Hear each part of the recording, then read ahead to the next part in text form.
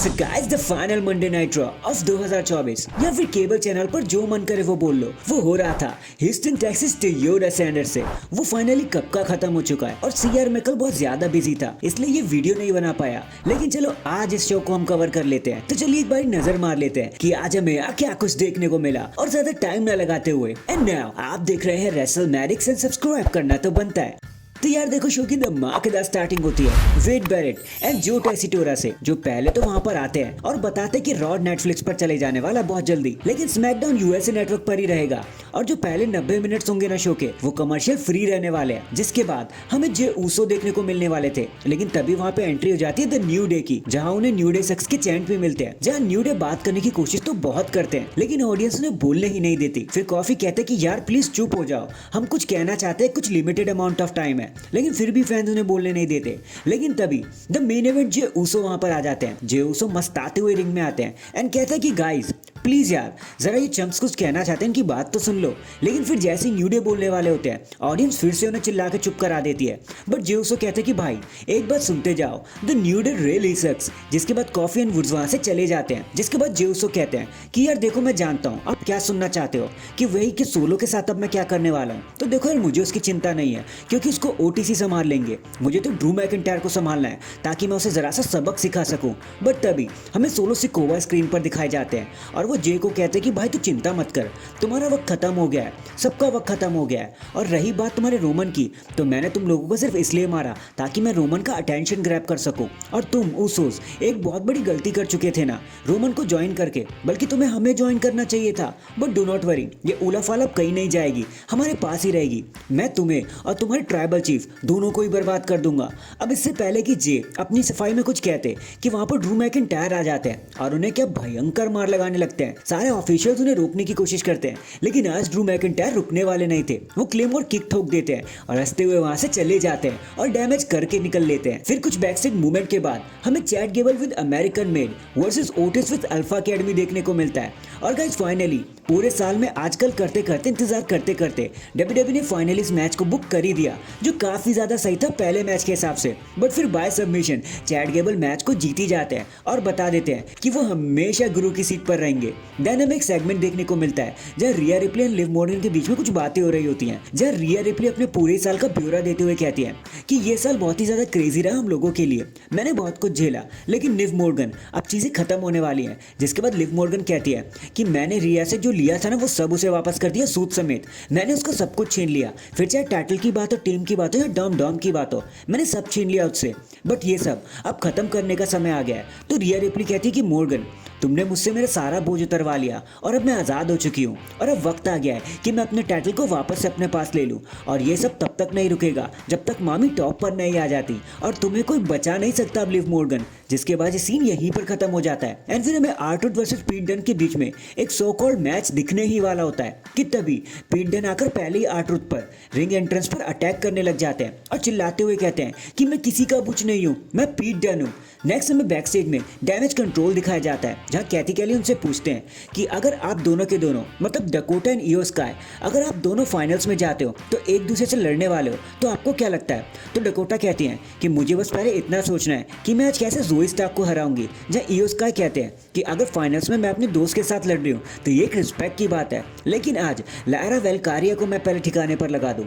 फिर हमें women's title का एक क्वालिफायर मैच देखने को मिलता है बिटवीन डकोटा काई एंड ज़ोई स्टार्क। बताने को यहाँ कुछ भी नहीं है, सिंपली डकोटा काई मैच को जीत जाती है एज एक्सपेक्टेड।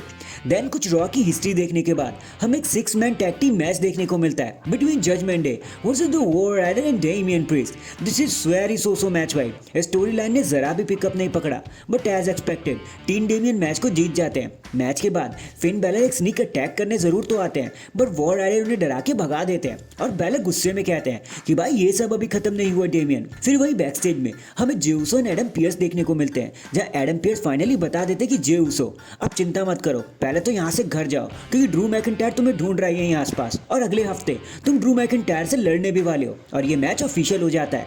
देन वही रिंग में हमें लडविग काइजर दिखाए जाते हैं जहाँ वो ब्रॉन ब्रेकर को बुलाते हुए कहते हैं, कॉल आउट करते हुए कहते हैं कि भाई मुझे मेरा रीमैच चाहिए फॉर द टाइटल। बट तभी शेमस का रिटर्न हो जाता है और वो आते ही क्या ही मार लगाते हैं लडविग काइजर को, जिसके बाद वो ब्रोक किक लगाकर सबको शांत कर देते हैं और अपनी रेज को पूर्ण विराम लगा देते हैं कि भाई मेरा दिल खुश हो गया।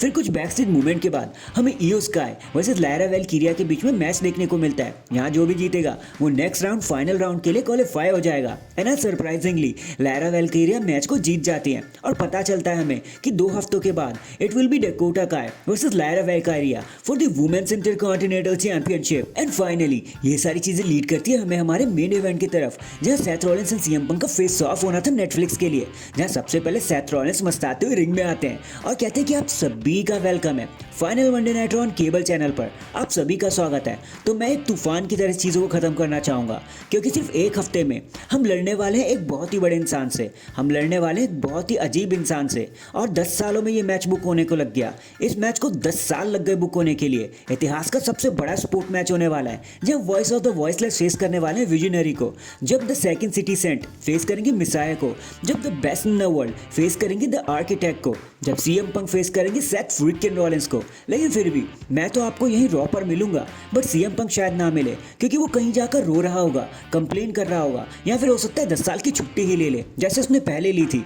लेकिन तभी सीरियस मोड में सीएम पंक रिंग में आ जाते हैं और कहते हैं कि भाई मैं बॉल्स लेकर भाग गया, मैंने लोगों को धोखा दिया, मैंने सबका दिल तोड़ा, मैंने सबको अबेंडन किया। तो बॉस एक बात सुन, क्या स्टोन कोल्ड को भी तुम यही कहना चाहोगे? अपनी बीवी को भी तुम यही कहना चाहोगे? मैंने इससे पहले बहुत क्लीशे वाली लाइन सुनी है लेकिन इससे ज्यादा तो नहीं सुनी कसम से, और वो भी तेरे जैसे इंसान से। खैर 10 साल की छोड़ो, मैं 10 महीनों की बात करना चाहता हूँ। आपका घुटना तो ठीक है, पैर तो ठीक है, गर्दन तो ठीक है ना, बहाने तो नहीं मार दोगे नेटफ्लिक्स में?